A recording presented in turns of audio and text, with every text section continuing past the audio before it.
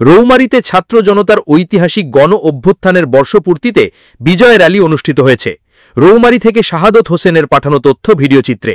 কুড়িগ্রামের রৌমারীতে ৫ আগস্ট আওয়ামী ফ্যাসিবাদের পতন ও সারা দেশের ন্যায় কুড়িগ্রাম জেলার রৌমারীতেও ছাত্র জনতার ঐতিহাসিক জুলাই গণ অভ্যুত্থানের বর্ষপূর্তিতে বিজয় র্যালি উদযাপন করেছেন উপজেলা বিএনপি সহ অঙ্গ সংগঠন, জামায়াতে ইসলামী সহ অঙ্গ সংগঠন ও ইসলামী আন্দোলন। এসব রাজনৈতিক দলগুলো তারা পৃথক পৃথক কর্মসূচি পালন করেছেন। মঙ্গলবার সকাল 10:30টার দিকে উপজেলা বিএনপির সকল অহসংগঠনগুলো রৌমারী সিজি জামান সরকারি উচ্চ বিদ্যালয় মাঠে জমায়েত হয়। সেখান থেকে একটি র্যালি বের হয়ে উপজেলা শহরের প্রধান প্রধান সড়ক প্রদক্ষিণ করে উপজেলা চত্বরে এসে শেষ হয়।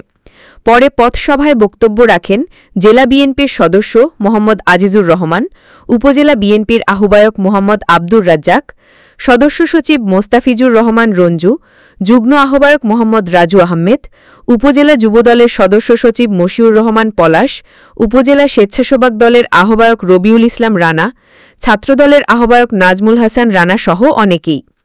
অপরদিকে সকাল ৯টায় একইভাবে জামায়াতে ইসলামী তাদের দলীয় কর্মসূচি শেষে উপজেলা চত্বরে পথসভায় বক্তব্য রাখেন উপজেলা জামায়াতে ইসলামী সাবেক আমির মোস্তাফিজুর রহমান মুস্তাক, উপজেলা আমির হায়দার আলী, সেক্রেটারি শাহাদত হোসেন প্রমুখ। ইসলামী আন্দোলন বিভিন্ন কর্মসূচি শেষে পথসভায় বক্তব্য রাখেন ২৮ কুড়িগ্রাম ৪ আসনের মনোনীত প্রার্থী ও প্রভাষক মোহাম্মদ হাফিজুর রহমান, উপজেলা ইসলামী আন্দোলনের সভাপতি মাওলানা মোহাম্মদ আবুল কালাম আজাদ, যাদুরচর ইউনিয়ন সহসভাপতি মাওলানা মোহাম্মদ আহমেদ সোলাইমান, যুব আন্দোলনের সভাপতি মাওলানা মোহাম্মদ রেজাউল করিম আকন্দ প্রমুখ।